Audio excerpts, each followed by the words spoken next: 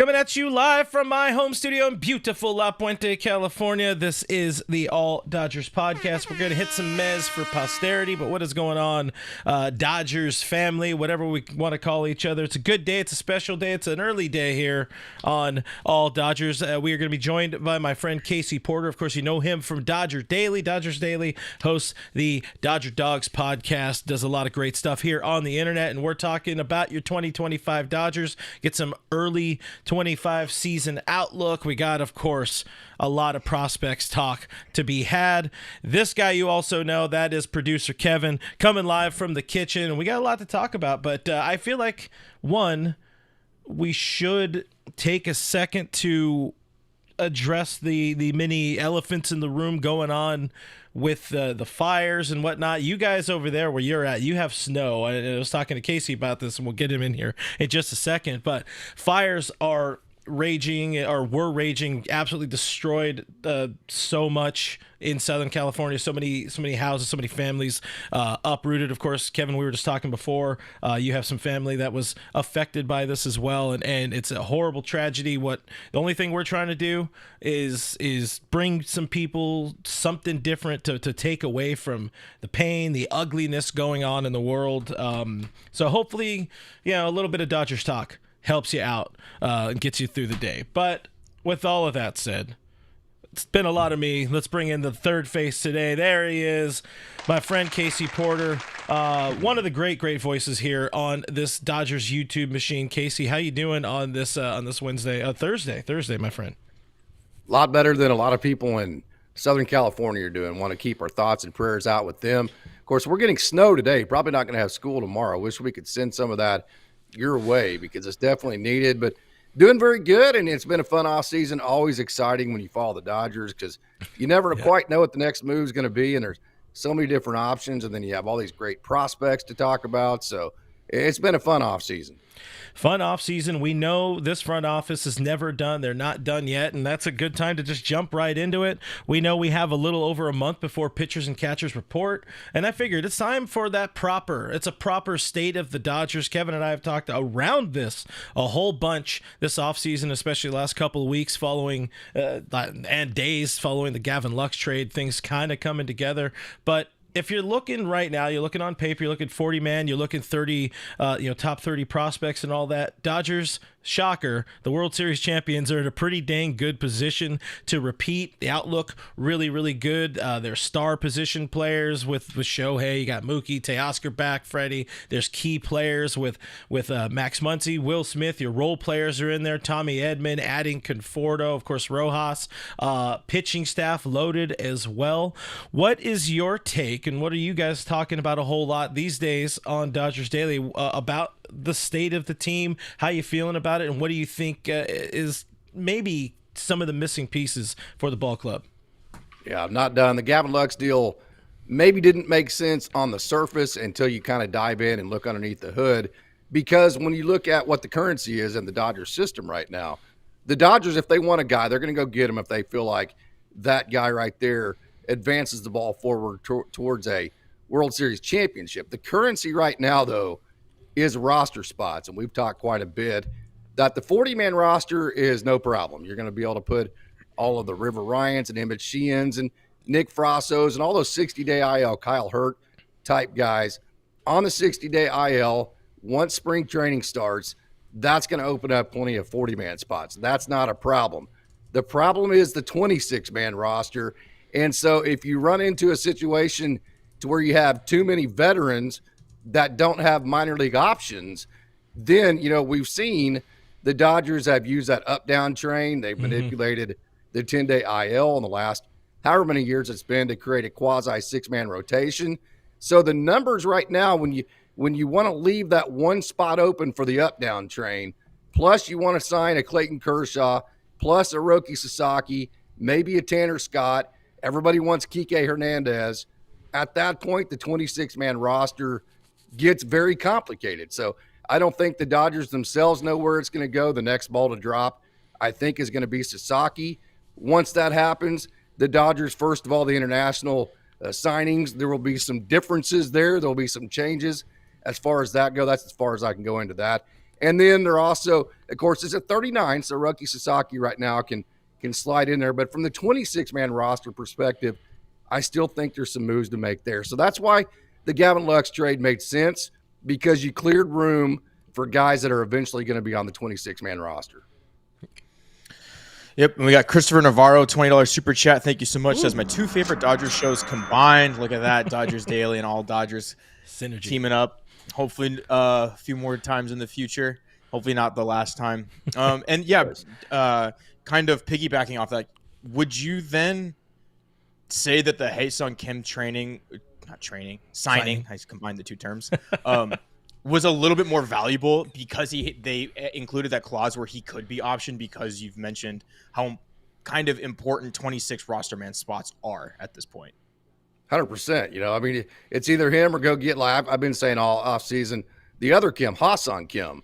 But if you go get like a Ha-Sung Kim, that veteran there doesn't have minor league options. So you go get a guy. There's another problem with the Gavin Lux deal, is that he did not have any positional versatility.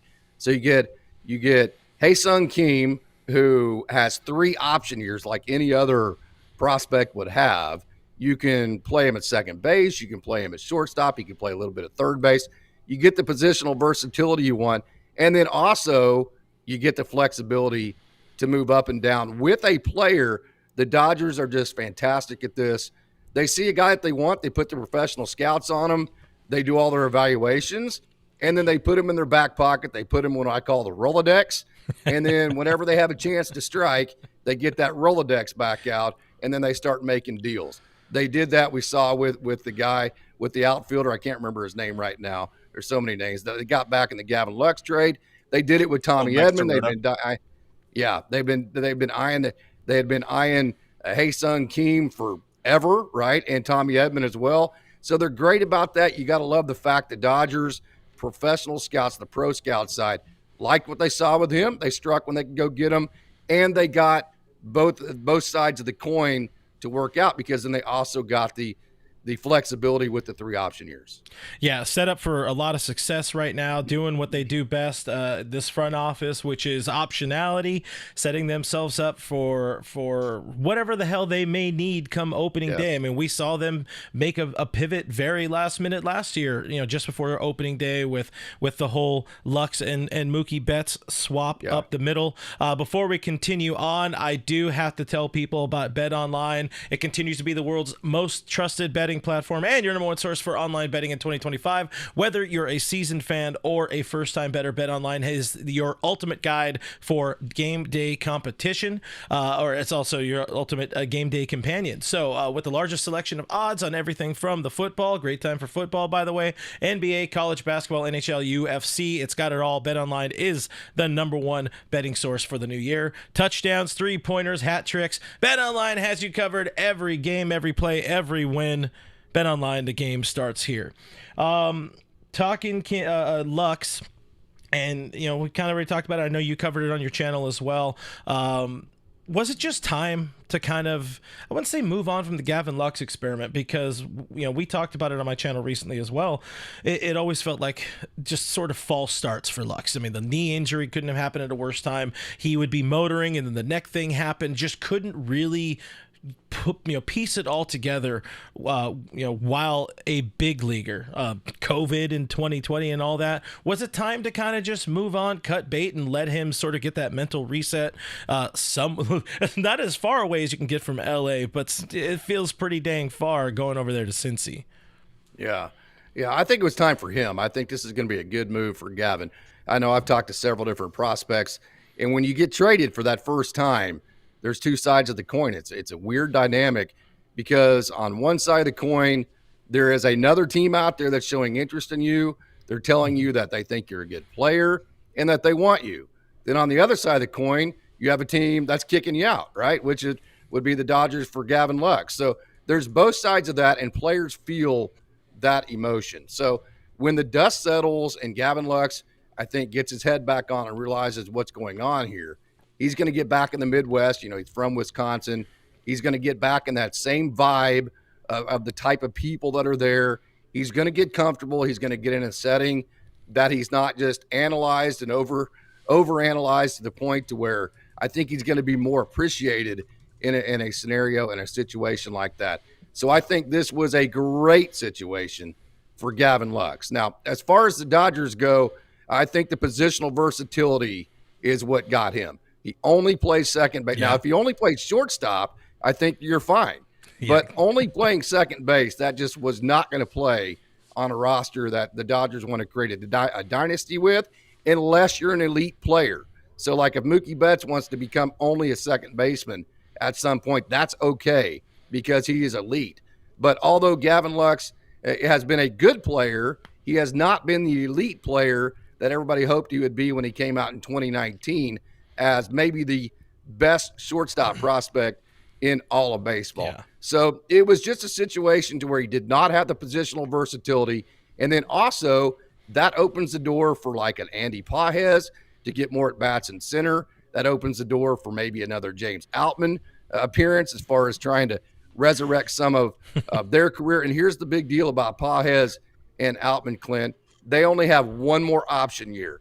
So if you don't play Pages and Outman this year and they don't get very much experience, they're out of minor league options after this year with a very limited sample size as far as the major leagues go.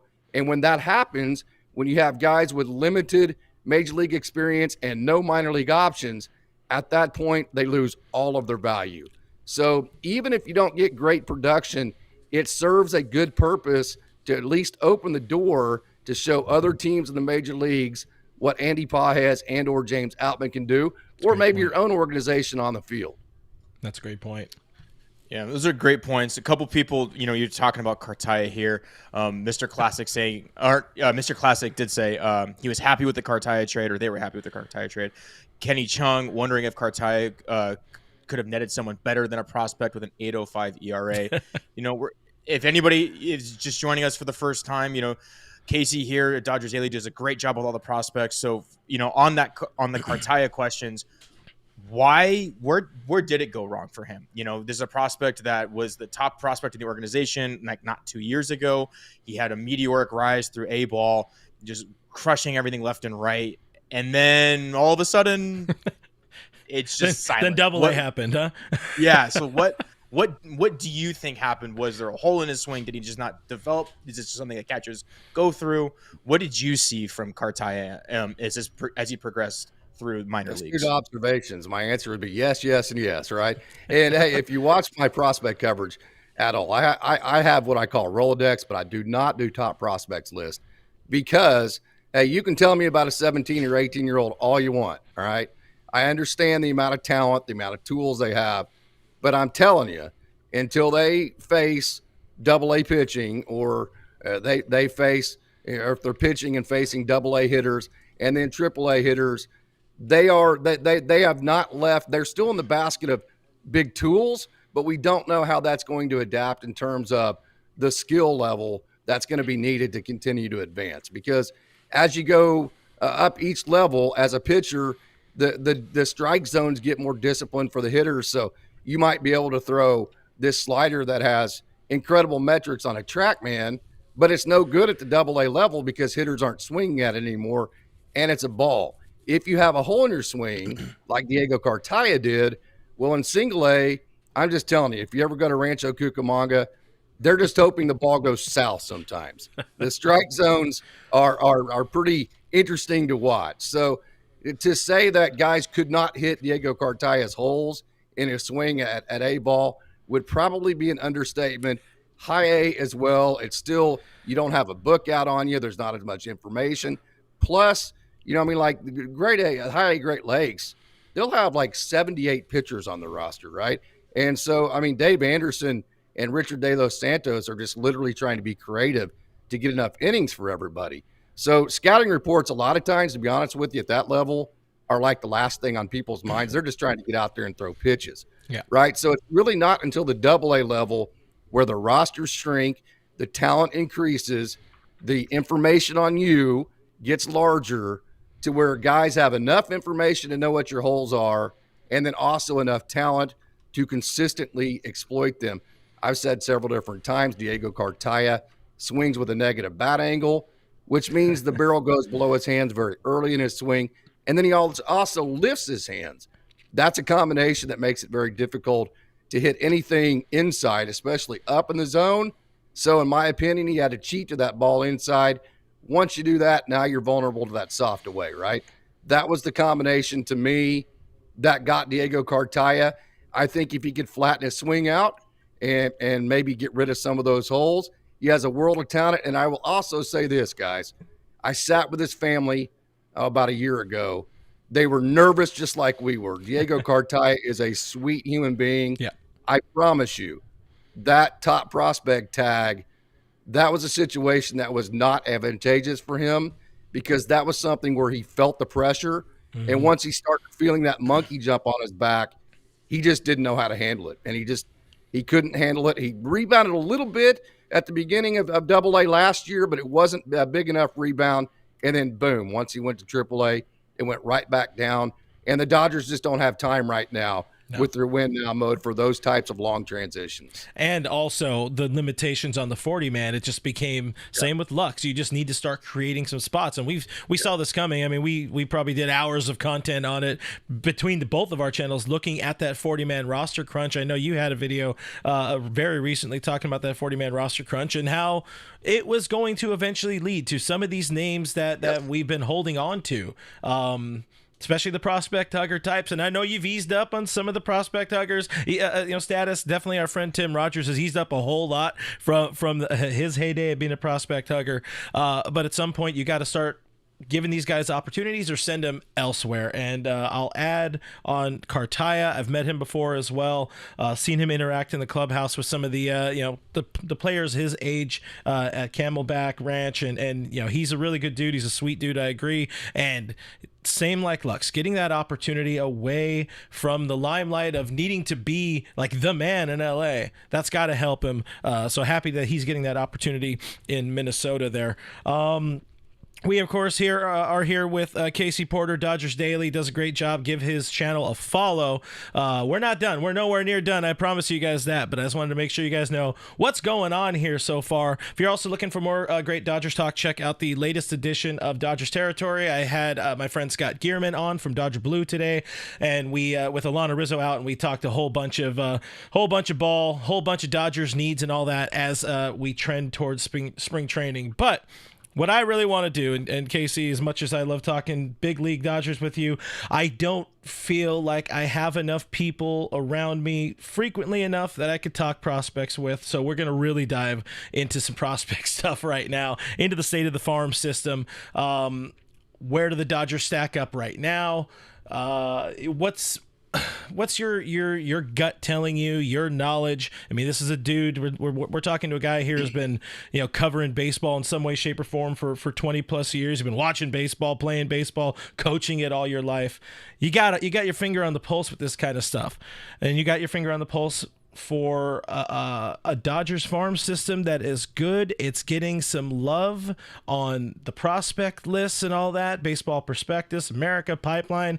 They like the system, but it feels strong but weak at the same time in terms of immediate impact talent. And that to me is like injuries. River Ryan, Kyle Hurt being two big ones there right at the top.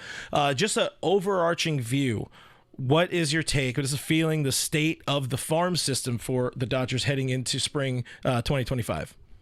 Well, I think a lot of what you're feeling is a lot of the guys that you've been talking about and hearing about for so many years, the River Ryans, the Kyle Hurts, the Emmett Sheehan's, the Gavin Stones, the Ben Kasparius, as you saw him last year, the Justin Robleskis, the Ryan Pepios, who's now in Tampa Bay. All of these guys that you've been hearing about for so long are now up with Los Angeles, so they're no longer prospects, and now most of them aren't healthy.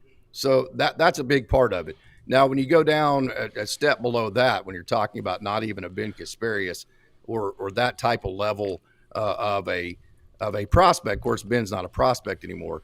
At that point now, I think you're looking at, like a AAA roster of pitchers that I think is probably highlighted by somebody like a Carlos Duran, who in the past has been really high on the prospects list, but Tommy John has slowed him down. And so I think this year is going to be a really huge year for somebody like a Carlos Duran, who's 6'6", 6'7", big time breaking ball. a good fastball that he maxes out on. And then another guy that I think Dodgers fans really need to pay attention to this year. I really am convinced that he has a great chance to make his major league debut, although none of these guys are on the 40-man. I think Jared Karros. Nobody has more momentum right now than Jared Karros. Maybe a Jackson Ferris, who is going to be the next guy that I talk about. And so I think those are three names right there. And Alec Gamboa, I would like to see Alec Gamboa, young man out of Fresno who grew up a Fernando Valenzuela, a huge fan of him. Matter of fact, that's why he has the same number. That's why he has the same windup. He's a diehard Dodger fan. I hope the Dodgers give him a chance. But the three guys I would say immediately that you need to look out for as far as pitching goes that I think could ETA this next year are Jackson Ferris, Jared Karros, and Carlos Duran. On the position player side, obviously, you have Dalton Rushing and you have Alex Freeland. I think those two guys highlight the excitement there in terms of the imminence. But the problem there is, where do you put them? I mean, the Dodgers have not shown on the position player side the willingness just to turn a position over to a prospect and say, hey, here you go. You got 500 at bats. We don't care how they go. We're going to commit to you. Yeah. We'll see how it goes at the end of 500 at bats. It's been a while. They don't have that window. So it's very difficult for me to get too excited about any position player just because of the math and the way it works out. Yeah. Yeah. Before I got another question about Ferris before we piggyback off that. Richard Flores with 99-inch super chat says, been working in Covina today, choking on ash and heavy smoke, have coworkers and family affected by the fires. Clint Nation is a break from reality. Tough times never last, but tough people do. Praying for you and your family, Richie. He's Appreciate you, been Rich. a day one supporter on this channel and very, very many others, so we always appreciate him and his support. Doubling back on Jackson Ferris, do you he headlined the Michael Busch trade about a year ago. He's going to be, I think, 21 coming up here. Couple days, yeah. Big lefty. Is he ready to, I think he's somebody that likely makes his debut this year. But, if for the people who might not know him, is he really ready to make his MLB debut? Because you want to talk meteoric rises. He went from, headlining a trade to being one of the top prospects in a farm system like the Dodgers. 100%. And I think whenever you say, is he ready? I think there's two categories you got to put that in. You got to put that in, if he was at the Pittsburgh Pirates, he'd probably already be in the major leagues, right? And so that question wouldn't be even being asked at this point. So when you asked, is he ready? You're saying, is he ready to take the mound on a team that has Shohei Ohtani, Freddie Freeman, Mookie Betts, Tommy Edman, and all these guys? And if you have two bad performances, Dodgers fans are going to want you to go back to Oklahoma City and never come back.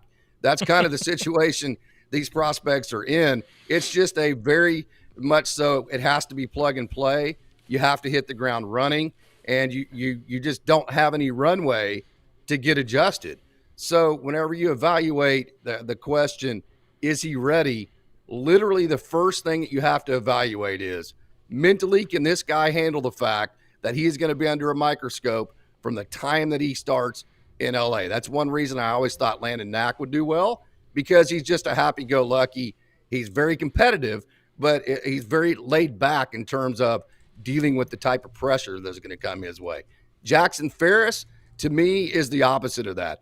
He is one of the most competitive human beings I have ever met. Same with Justin Robleski. That's why I knew Robleski or Robo would do good. And when I talked to David Anderson, the pitching coach for Great Lakes, I joked, I said, I want to see a ping pong match between Robo and Jackson Ferris, because that would be the most competitive sporting event I think I've ever seen in my life. So I say that to say mentally, Jackson Ferris is one of the most competitive human beings on earth. He thinks like a major leaguer. The stage will not in any way, shape, or form, whether it's in a World Series, whether it's with Shohei Ohtani, looking down his back or whatever it may be, the moment will not be too big for him. That's number one. He also has a slider that is 1,000% major league ready, and his fastball is very good. So, yes, when you say major league ready, I'm going to say yes on that in just about every category with him. And so that would be my answer to that. So to continue off of that, I mean, you had to have got a good view of him there at Great Lakes, Tulsa, close to home for you there. If you are putting your scout cap on, what is sort of maybe something you can consider a hole in his game right now, or is that just age and experience? Age and experience, yeah. We haven't really seen whenever that slider. If I would say this, okay, so when he throws that back foot slider and the book gets out on it and guys don't swing at it, can he land that for a strike? Those kinds of things. His stuff is nasty. It's going to be a matter of the TrackMan data is going to light it up pretty good. Can he also throw those pitches? It's the Ryan Pepio deal. When Ryan Pepio came up, he was throwing all this nasty stuff, but it was 6 inches off the plate. Nobody was swinging at it. Next thing he knew, it was 3-0. And he was like, well, dang, that didn't happen in the minor leagues, right? So that's always the big test for a guy like Jackson Ferris, who has some of the nastiest stuff that you will see. It's great if it's nasty, but I'll tell you, as soon as you get it, that's why a lot of times, too, when guys first come up, sometimes they have success because there's no book on you, and you get guys to chase the back foot slider, or you get guys to chase all the good TrackMan stuff that you have. But as the book comes out, they start understanding where you're missing in the strike zone, and they start like the Gavin Stone changeup the first time he came up. I was going to say guys Stone, yeah. Right? Yeah, they just sat on it. They weren't going to swing. So that's the adjustment you got to see with guys coming up. Yeah, but you also mentioned before Landon Knack, huge year, 24, huge year for Landon Knack, and great to see him rebound, 23, because before then it was like, hey, is the prospect flame going to kind of burn out for this kid a little bit? But he was able to find some things. Now World Series champion Landon Knack. If I'm sitting here looking at the roster, he's kind of my de facto Ross Stripling, Mitch White guy. He's going to be racking up the frequent flyer miles as much as anybody else on the 40-man right now.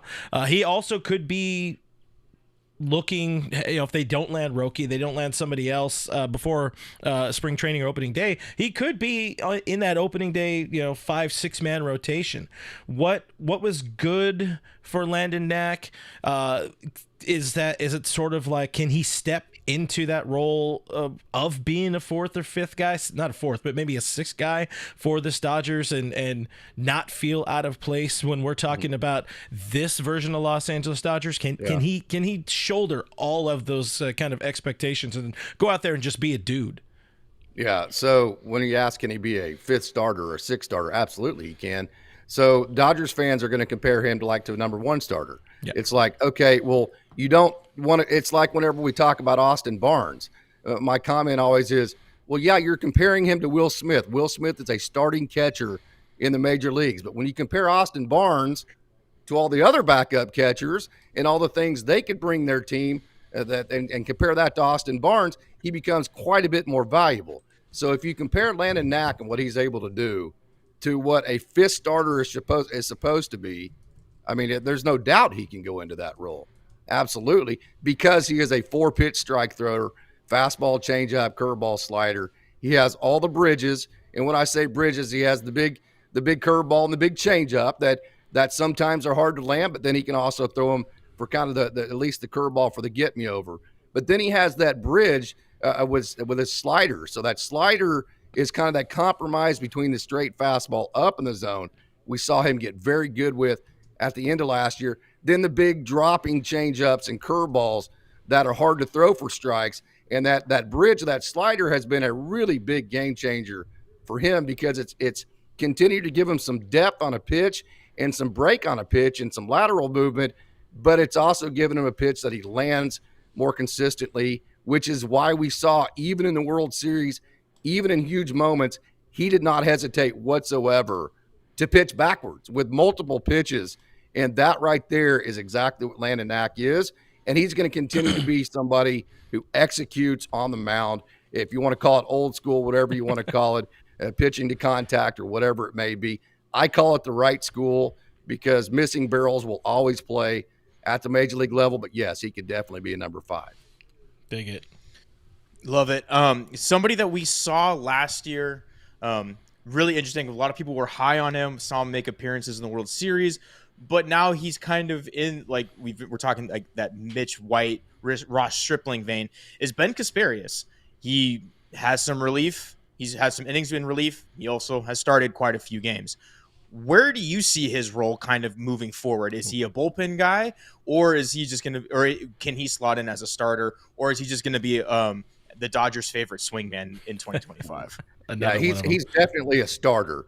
When you're talking about the type of stuff that Ben Kasparius has, I've said this for 3 years now, and include Bobby Miller in this. He has the best stuff of any of the young pitching prospects in the Dodgers organization. When you evaluate that slider, and here's what's happened to Ben Kasparius. So let me finish that question before I move on to his type of stuff. He is definitely a starter. He will not be for the Dodgers, at least not consistently, because just look at the roster, right? Yeah. I mean, you're talking about Tyler Glass now and Yoshinobu Yamamoto. Shohei, I mean, where is he going to slot in, right? So realistically, he's going to have to be whatever the hell the Dodgers tell him they have positioned for him to be, and he will do it happily as long as he's in Los Angeles, right? So the evolution of Ben Kasparius, he went to North Carolina and was a shortstop. Great athlete. He could really hit. But then kind of like River Ryan, same story. Then he transferred back home to Connecticut and played for Tom Penders there. Changed over to being a pitcher only and just could light up a track man. But it wasn't always in the strike zone. And when I say light up the track man, I mean like with all of his pitches that have movement on them. His fastball was like 92, 93, 94. And even when he got into the system, even when he was the California Pitcher of the Week, the last week he was with Rancho Cucamonga a couple years. Tim Rogers did a wonderful interview with him. Like the last day he was there, by the way. Go check out Tim at Dodgers 2080 over there. Blue Madness, I think is what he calls it now. Yeah. But even then, his fastball was like 93, 94. His crown jewel had always been his slider. So what happened to Ben Kasparius is they just kept going to work. Ben was open-minded to it. They didn't focus on results. They kept telling Ben, hey, we're going to continue to be process-oriented. Don't even look at your results. Don't look at your ERAs. Don't look at any of this. We're going to unlock some of your mechanics. We're going to unlock some of the things you're doing because we're going to tap into that fastball. So Ben went to work, and a couple of years ago, he started throwing the ball better than he ever has, but the results weren't there. And then all of a sudden, the fastball started hitting 98, 99 miles an hour. So now he still had that crown jewel of a slider and has added a crown jewel of a fastball to it.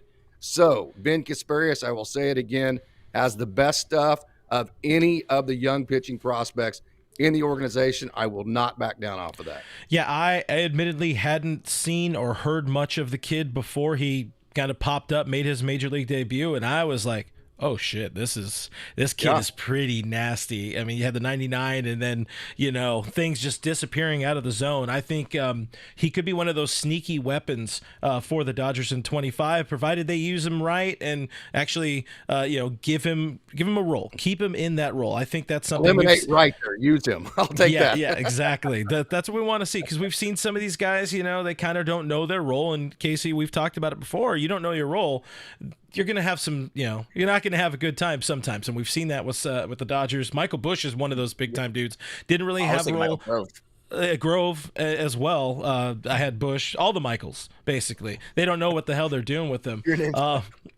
Bobby Miller, you mentioned Big Game Bob there. I had a long conversation today on my other show, Dodgers Territory, about my concern for the starting rotation, at least at the start of the year. I think they got what it takes, and this isn't a bold statement. They have what it takes to go out there and win a World Series with their starting four, provided Shohei is healthy. However, he's not going to be available in that starting rotation, for the first couple of months in the season. They kind of need some bridge, some stopgap dudes. I mentally have checked out on Bobby Miller. I feel like Bobby kind of mentally checked out on his season last year as well. I don't blame him. It was tough. There was injuries, a lot of things. What the hell happened with Big Game Bob? What are the 25 expectations for you? And really, how can he rebound? Well, to me, let's start with this. The last 2 years, he's got ramped up late for whatever reason. He got ramped up quite a bit late last year. And so imagine getting ramped up quite a bit late and then getting thrown into, hey, we're trying to win a World Series, dude. So we really can't afford you to have 2 bad performances, right? Otherwise, got to go, right? That's the kind of pressure Bobby Miller was underneath. And for the fact that he ramped up late, still had not gathered his rhythm to that point, he just simply was not ready to execute under the type of pressure that the Dodgers needed him to execute underneath. And so I think from that perspective, I don't think it was a check out. It was more of a just not ready for this situation and to be under that kind of scrutiny. So let's all hope for Bobby Miller's sake that he starts 2025 healthy. He gets a healthy ramp up in spring training. He gets to pitch on day one, wherever it is, whether it be in Oklahoma City or in LA, and he gets a full season to pitch and get comfortable and get in a rhythm. Yeah. Now, in terms of what's happening on the mound, there's a million different things you could say there.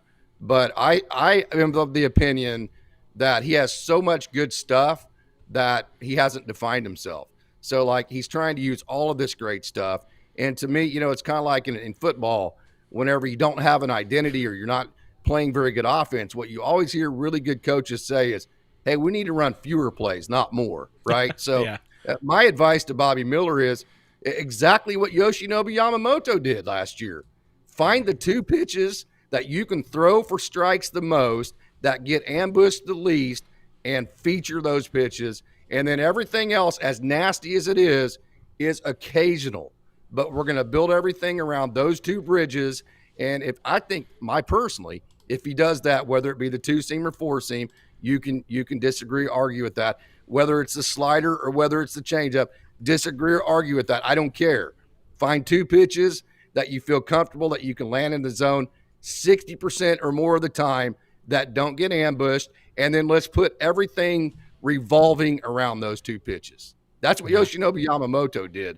He simplified it in that way, and it worked like crazy. Yeah, great point. Absolute joy to watch Yoshinobu. I got the opportunity to see him pitch against the Cubs here in Chicago, and that was, you can just from out of his hand, you could see what he was throwing, and it was just glorious. To move on from the pitchers, someone that we're going to hear a lot about this upcoming season, especially as we go into spring training, is going to be Alex Freeland. Is Alex Freeland closer to a Dodgers starting shortstop, or is he closer to like a Zach McKinstry, Chris Taylor, Kike Hernandez type?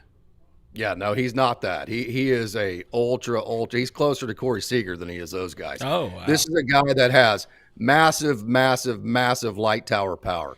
Now, you're not going to look on maybe the stat sheets and see the incredible amount of home runs, but then also on the other side of that, he's a guy that stole 31 bases 2 years ago. He consistently steals a lot of bases. He is a great athlete. Talking to Chris Gutierrez, who went to Oklahoma State, and I got to see him. Chris Gutierrez actually played at Oklahoma State with Josh Fields, the one that played for the White Sox, forever on some really good OSU teams. Chris played shortstop on those teams and played right next to Josh Fields. Chris now is the third base coach for AAA Oklahoma City, and so he works with all the middle infielders. And so talking to him, he was talking about Trey Sweeney and how good Trey Sweeney was and how disappointed he was when he found out the Dodgers were trading him. And then here comes Alex Freeland, and he's like, well, this dude better be as good as Trey Sweeney, right? And then Alex Freeland, his first at bat, hits a home run, and it's like, oh, okay. And Chris will tell you, being a professional shortstop like Chris was, Gutierrez, that Alex Freeland's a great athlete for a shortstop. His defense has a chance to be way better than people give it credit for because he is a great athlete. He's able to hit from both sides. He has the potential for a lot of power.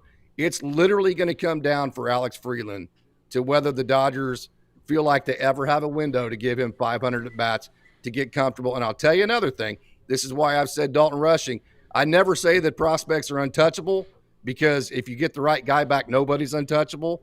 But what I will say is this guy is more untouchable than anybody else. I said that last year about Edgardo, Henriquez, and Dalton Rushing. And obviously Henriquez speaks for himself. But one of the reasons why I said it about Rushing can also apply to Alex Freeland. If you're one of his teammates and you're not giving 100% and you're not completely invested in winning, you're going to hear it from him. This dude is an absolute leader. He is fiery. And if you play with him on his team, you better play to win or you're going to hear about it. I love Alex Freeland. Hey, we like some gritty dudes there. We need more captains. Not going to have Miguel Rojas around forever. You don't know where Kike is going to end up. To have somebody else that could maybe take charge goes a long way. We've seen that help out Dave Roberts especially a whole lot. You mentioned Dalton Rushing, and I agree with you. If we're talking about anybody that is among the untouchable sphere for the Dodgers, it's got to be this kid, Dalton Rushing. It's funny, I wait this long, we all wait this long to get into the show and really, really dive into Dalton. But there's also so much intriguing pitching. But we got to talk Rushing. Made the transition, moving some outfield in there, still catching a little bit. Could he be? It's multifaceted. It's like, one, is 2025 the year of Dalton Rushing? And I think so. But is he somebody that could be a dude that goes and plays some left field and catch for the Dodgers for years to come? Like how is the learning curve for him in left field, and how is his catching ability enough to at least spell Will Smith, 2 or 3 times a week? Plus arm behind the plate, plus athlete. So the catching part of it, absolutely no problem whatsoever. Matter of fact, very similar to Will Smith. I saw Will Smith quite a bit throw down from Oklahoma City, and his ball kind of naturally tails to first base. The arm's going to be, matter of fact, Chris Gutierrez, the same coach I was talking about, mentioned his plus arm whenever I interviewed him. That's on Dodgers Daily if you want to go check it. It's a wonderful conversation. Chris just does a great job. And so he was translating that to Dalton in left field, that if you take that arm to left field, he's going to have a plus arm for a left fielder. He is a good athlete, and we know he can absolutely just mash the ball. I mean, his exit velos are really nice. And the thing about Dalton, too, that I think makes him way more open to positional versatility, one is he just wants to get on the field. But if you go back to his days at Louisville, Henry Davis was the number 1 draft pick out of the 2022 draft. Not a first-round draft pick, the very first pick of the draft. And Dalton Rushing played behind him at Louisville until his last year there. So he only got to catch 1 year. So he played a lot of first base. So he's used to having a mitt or a glove in his hand. And I'll say this, I think in left field, I haven't seen enough of him. And I say that confidently because nobody's seen enough of Dalton Rushing in left field to actually answer any questions definitively as far as where is he at in his progression of becoming a left fielder. So I'll say this, I think he needs, if you're going to put him in left field in LA, he needs quite a bit of time still in Oklahoma City to play left field. Okay. If you're going to catch him, send him tomorrow. That would be my statement. I like that. Deuce believes here in the comment that Rushing is completely blocked. With Will Smith going to be behind be the backstop for the foreseeable future, possibly. But how long Will Smith is going to be the shortstop every day, we don't know. A lot of people speculate he'll move to first base when Freddie's gone, or maybe he's going to be the future third baseman as he came up with OKC and everything. Do you think that Rushing is being blocked, or do you think it's something where they could move him to left field for the short term and then move him back to catcher in the long term in like 3-ish years when they move Smith off of the catching position? So I'll kind of answer a question with a question. What type of return do you think Dalton Rushing can get the Dodgers right now? Clint? Oof. It'd be pretty nice, wouldn't it? It'd be at least one major league ready player. Yeah, if you go right? Dalton and 1, you can probably go out there and get just about anybody. I can't imagine. I imagine teams are very much clamoring for somebody the Dodgers feel that high about, because Dodgers no ball. So if the Dodgers are not willing to trade him right now at a trade value peak that is off the charts, then they obviously don't think he's blocked.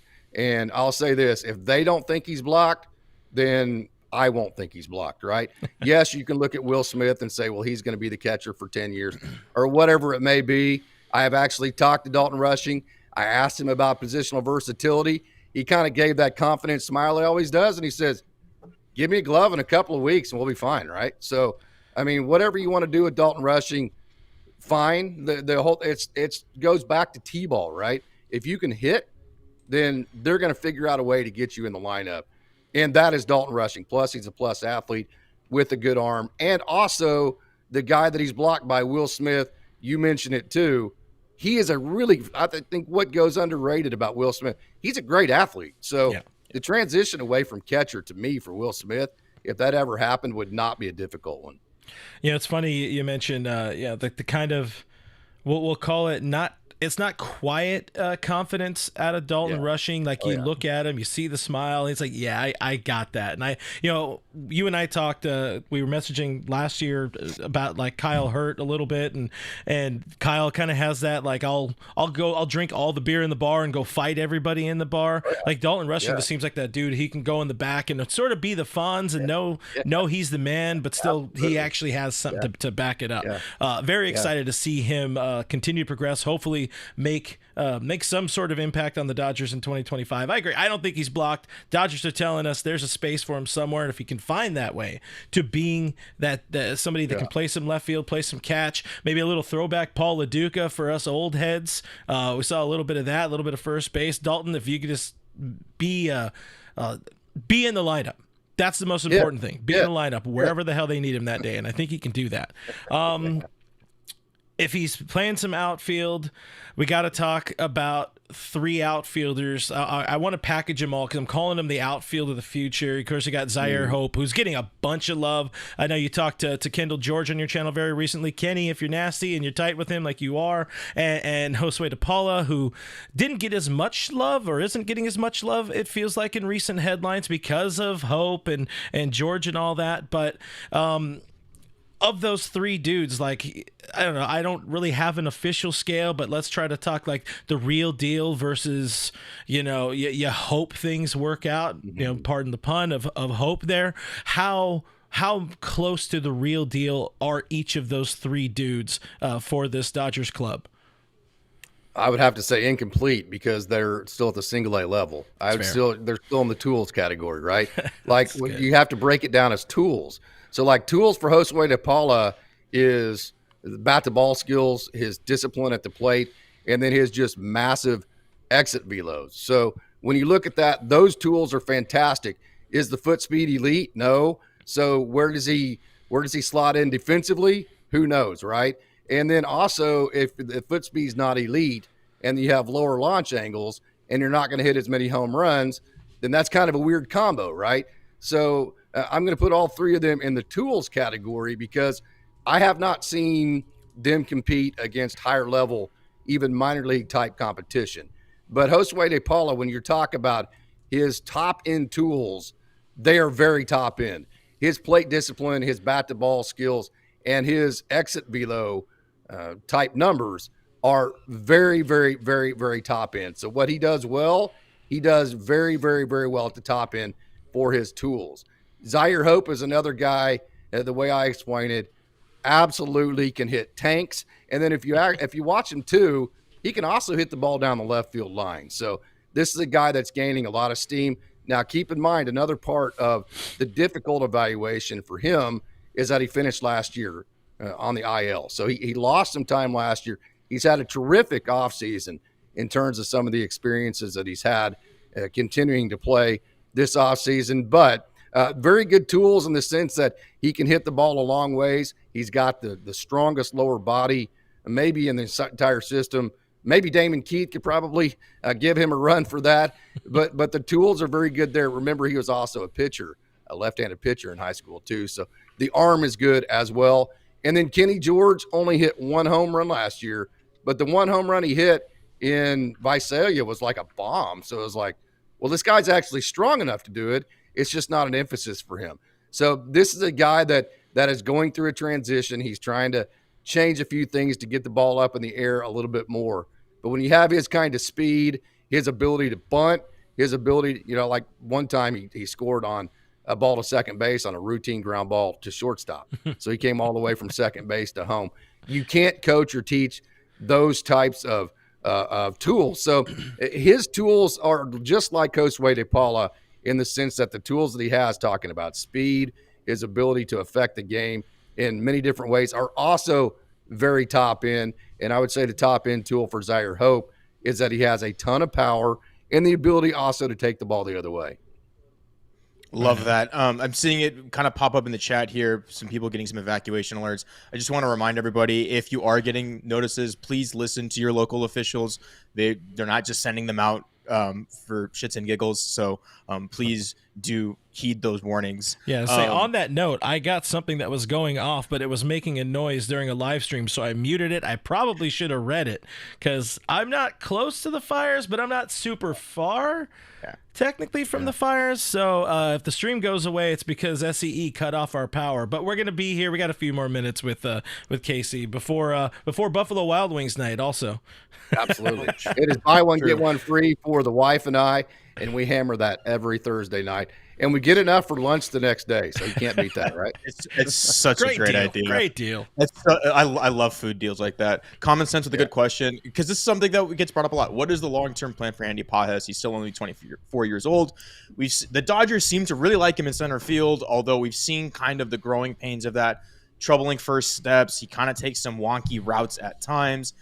Do you see him as a future center fielder, or do you see him sliding over to the corners? I think in the immediate, people would prefer him there.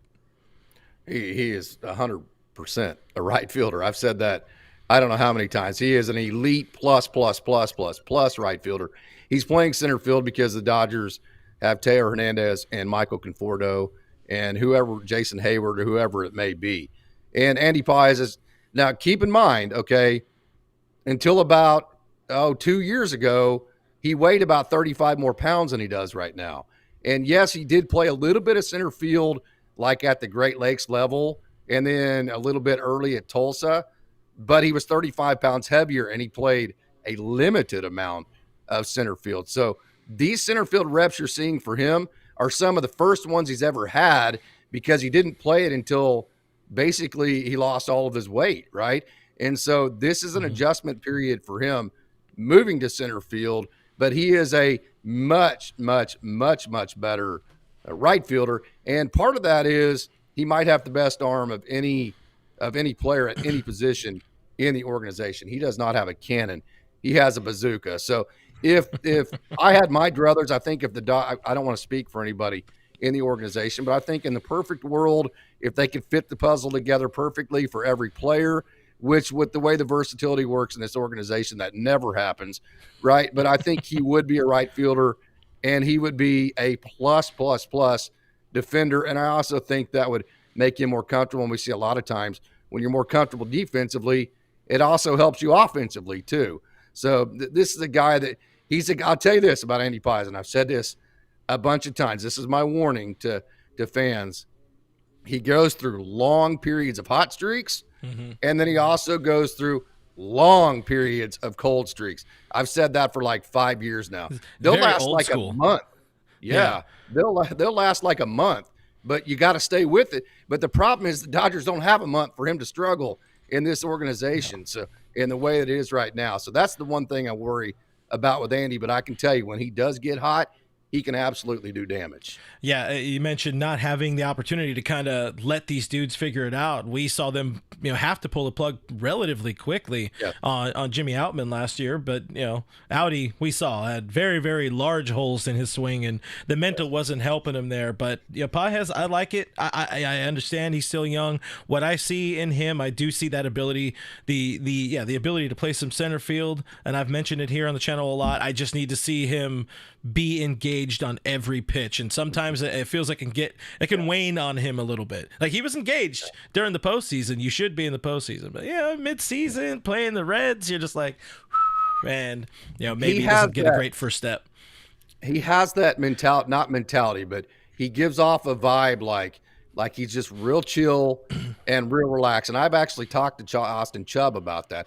Austin Chubb was Andy Pages' manager his first 3 professional seasons, going all the way back to when they used to have the Pioneer League rookie team in Utah, in Ogden, Utah, the one that Tommy Lasorda likes so much. Austin Chubb was Andy Pages' manager there in 2019.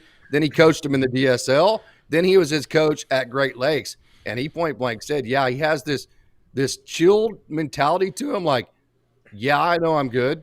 Okay. I know I'm good. It's all good. But it's not any kind of laziness.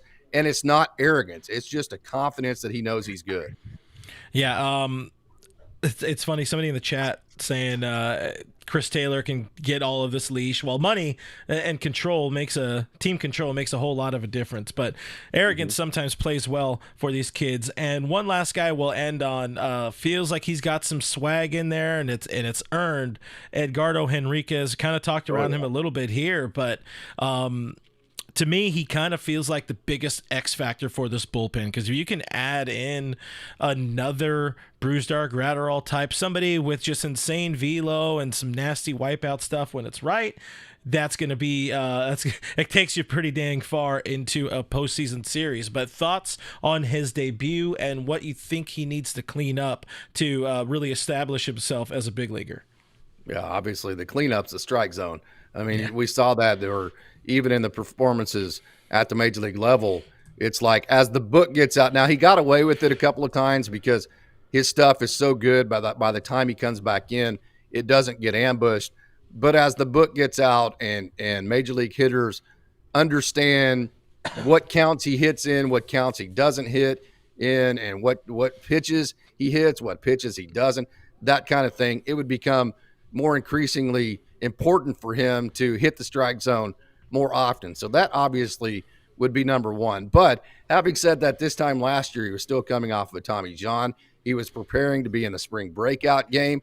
He had been a starter all the way up to that point in his career. And so it was a massive adjustment to come off the Tommy John, reinsert himself, become a 1 inning, sometimes a 2 inning guy. But I'll tell you this, I saw him many different times.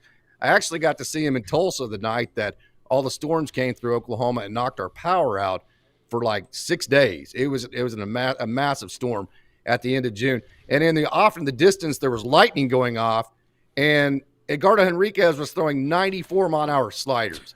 It took your breath away. It was literally one of the most impressive things I've ever seen with my own eyes. I was like, I just saw a 94-mile-an-hour breaking pitch. That can't be real, right? Of course, that's his bullet slider.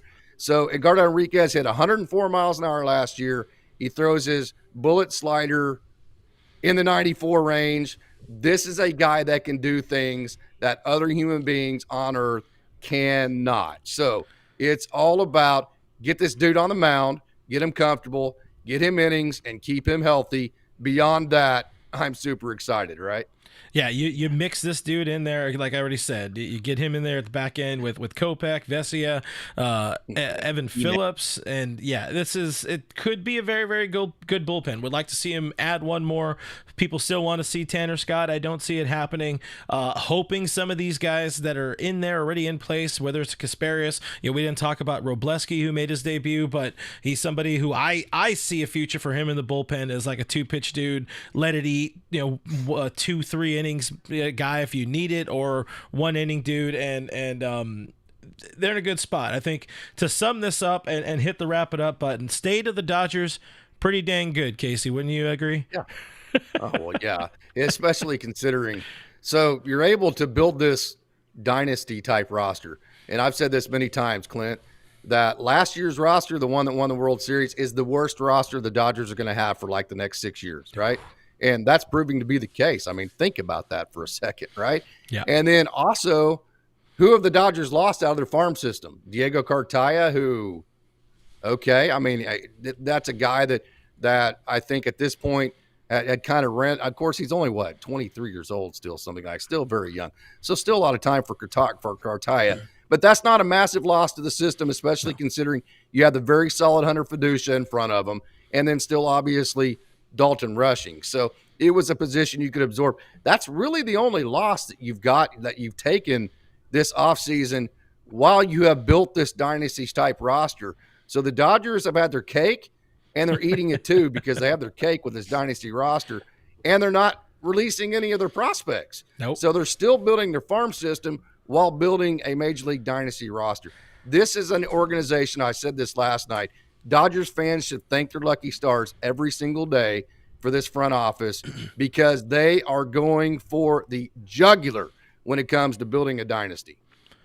Yeah, and they keep getting healthier too. Welcome back Emmett Sheehan this year. Nick Frasso is somebody that people are going to want to keep their eyes on as well, coming back from shoulder surgery. Eventually going to welcome back River Ryan, who I'm madly in love with. Same with Kyle Hurt.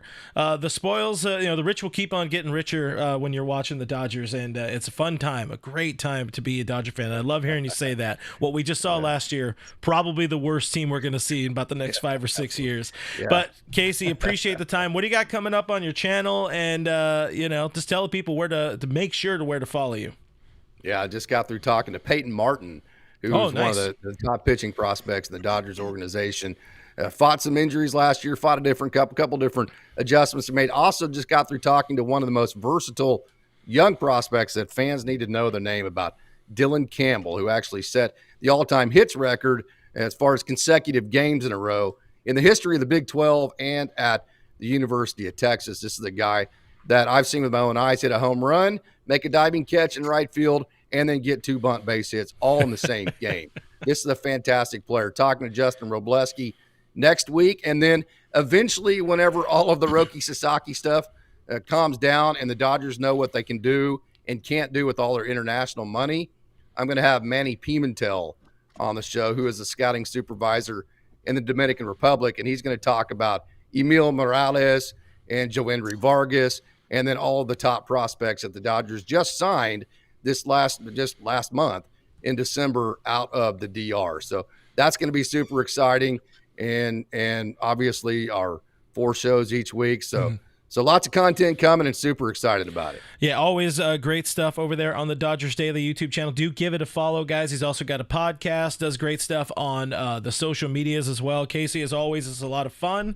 Appreciate talking with you. We got to do these more frequent, though. We'll figure them out, though, so we're not trying to stuff a bunch of stuff into an hour, because I tend to just bombard you, and I appreciate you keeping up with I love it. But, again, that is Casey Porter, guys. I'll push the button that has his name on there. Give him a follow at Dodger_Daily on Twitter. That's probably the best spot, but he also got the website. He also got a Facebook, all that stuff. Enjoy your wings tonight with the missus. Enjoy staying cold, I guess, because you guys got snow out there. But we'll see you on the next one of these. And that one over there, that is Kevin as well. He's got the cold. Hey, Kevin, it was nice to meet you, my man. Nice to meet you. Casey. It was great talking to you. Long time.